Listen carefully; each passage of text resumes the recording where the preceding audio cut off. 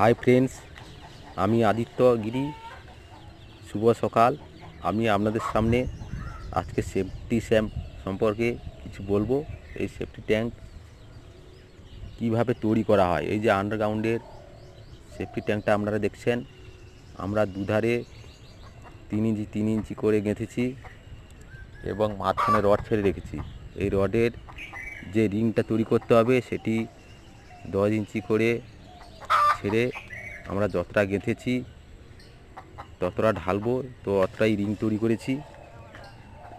এবং এই সেফটি ট্যাঙ্কের 3টি ট্যাঙ্ক করার জন্য হোল রেখেছি আমরা, আপনারা অবশ্যই দেখতে পাচ্ছেন।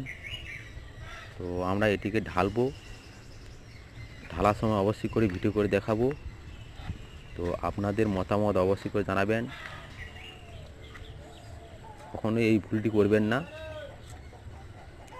সেফটি ট্যাঙ্ক করতে গেলে মিডিলেই ঢাললে খুবই সুন্দর হয়। আপনাদের মতামত অবশ্যই করে জানাবেন।